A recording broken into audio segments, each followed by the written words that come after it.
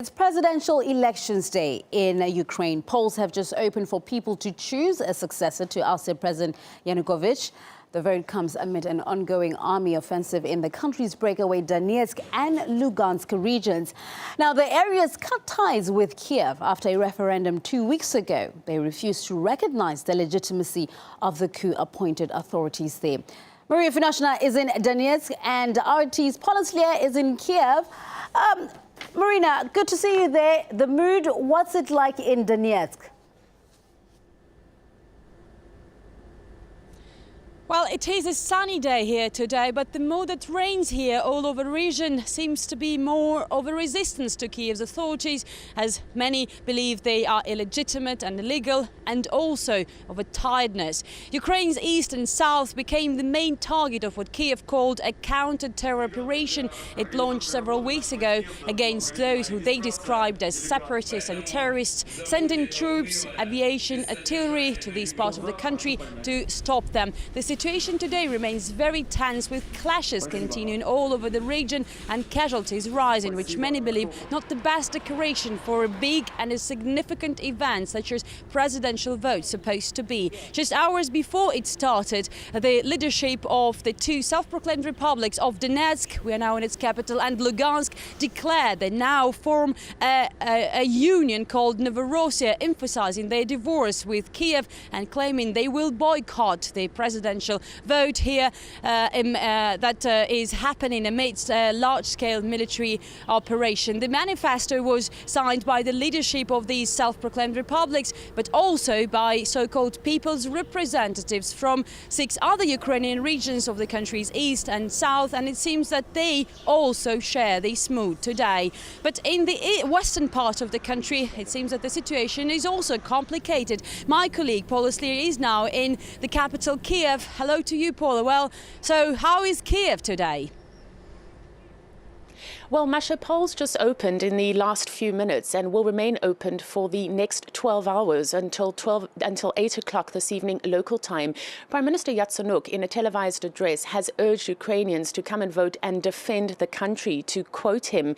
Now, at the same time, we are hearing that there have been no incidents as of yet, but more than 1,000 observers with the Organization for Security and Cooperation in Europe have been deployed nationwide at polling stations, although not in the east of the country.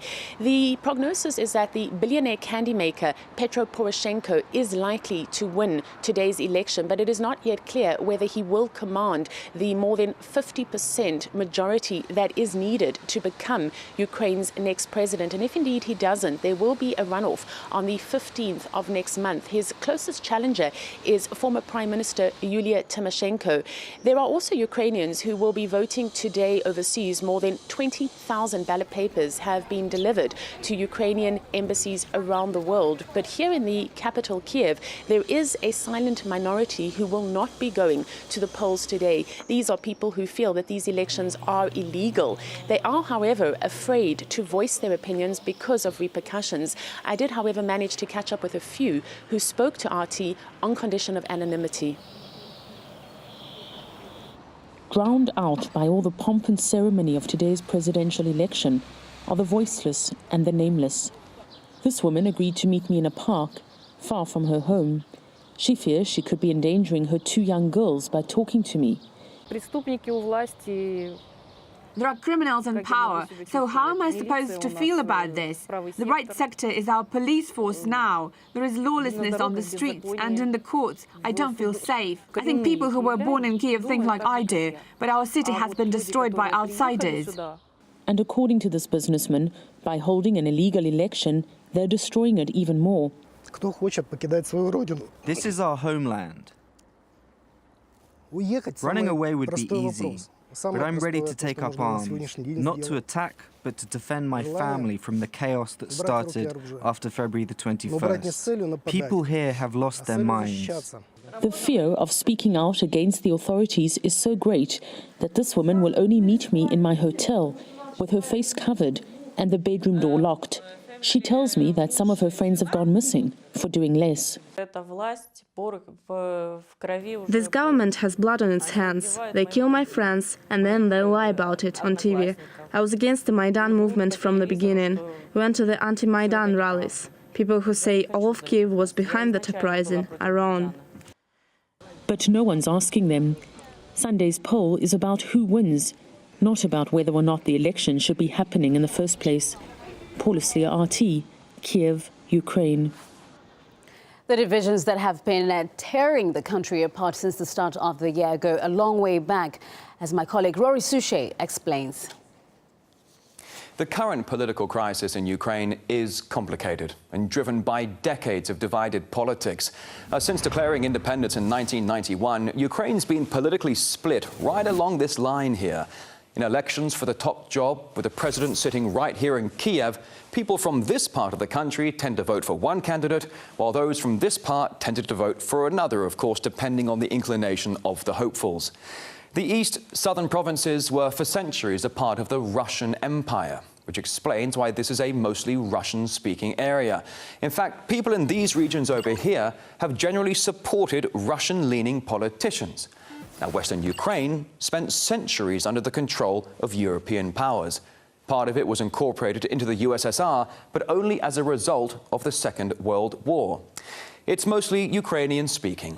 The population has tended to back more Western-leaning political agendas. Even during the USSR, the nationalist mood was strong in the western half. Now, let's show you one of the adopted symbols here of the Ukrainian nationalists. And given Kiev's location, it's no wonder that nationalist groups played a leading role in the violent rallies that brought the current interim government into power in the capital. Now, things are different in the other half of the country. Ukrainians in the east have been openly opposed to nationalist displays in the west. It is the region of coal mines, machinery plants. It's known as the country's powerhouse and agricultural breadbasket. Ultimately, this is the richest half. And according to a local saying, people here work, not protest. Now, whether what is happening today will lead to a permanent division within Ukraine is unclear, but the old lines have never been more apparent. Bringing all opposing parties to the negotiating table will be the primary task for whoever's voted in Ukraine. That's the view of geopolitical analyst Eric Draitser.